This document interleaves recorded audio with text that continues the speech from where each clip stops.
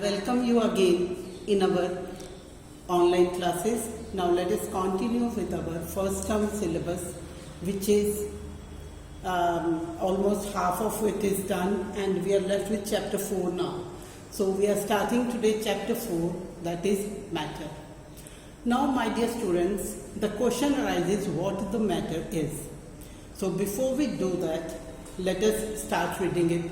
That you see a number of things around you. At school, you see so many things. At home, you see so many things. And the materials which are found in nature, they are called naturally occurring materials. So whatever we get from nature, naturally occurring materials. And you must have seen some of the objects which are not obtained from nature that are made by man. And such materials are known as man-made materials. But if we talk about naturally occurring materials, some of the naturally occurring materials we can use as we get from the nature directly as fruit and milk. We can use it in the same way we get it from the nature. But there are some objects we cannot use as such, like iron, sugar cane. We have to convert it, we have to process it. So these are also naturally occurring substances. So my dear students, up to so far you have done naturally occurring material and man-made. So there is one activity on left hand side of the page. Write 5 objects made up of clay, wood and steel. This is for you, do it. My dear students, now let us come to the topic, that is matter. So the first question arises, that is what is matter? And matter is of which all the materials are made up of. Materials that we have already discussed, naturally occurring and man-made materials. So these all materials are made up of matter. Now matter is, if we have to define it, matter is anything which occupies space and has mass. And also it can be sensed, that we can sense with our sense of smell, sense of taste, sense of touch, etc. So matter is anything that occupies space and has mass. There is one enrichment on the left hand side of the yearbook. It is law of conservation of matter. So this law states that total amount of matter in the universe remains same. That matter can neither be created nor destroyed. So what is there remains here and we use it from here. Now let us discuss properties of matter. So matter, as we know it from the definition, that matter is anything that occupies mass, that has mass and occupies space. So it has 2 properties, mass and space. Space means volume. So 2 basic properties of matter are mass and volume. Now what is mass? Mass means the quantity of matter of the object. That if we take, suppose you go to a shop to buy sugar. So if you buy you ask for 1 kg of sugar. So your packet contains exactly 1 kg of that matter of sugar. So this is what mass is.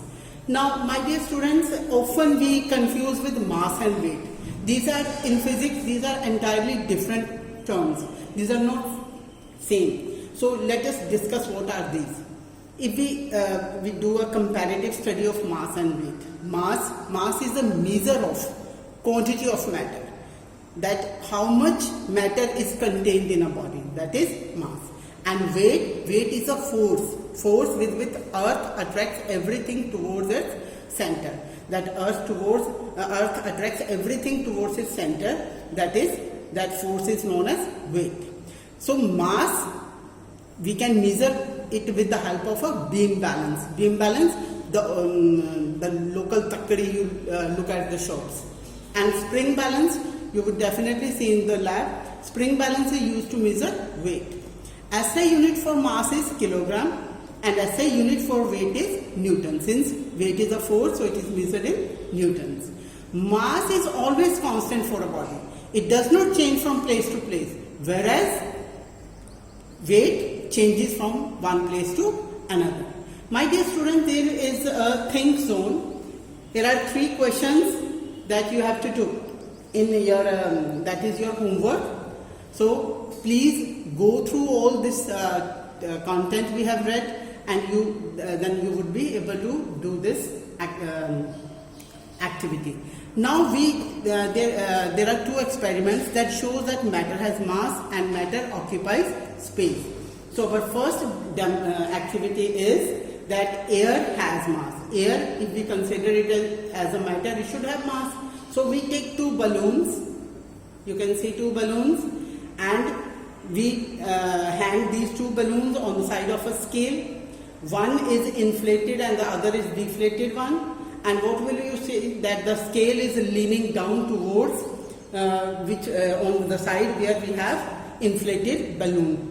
So this shows that air has mass. So matter has mass. My dear students, second property of matter is volume. Volume means the space occupied by an object. That is called volume. So suppose length, breadth and height of a block is 4 cm, 3 cm and 5 cm. So its volume will be 60 cubic centimeter. So we can find volume by different formulas.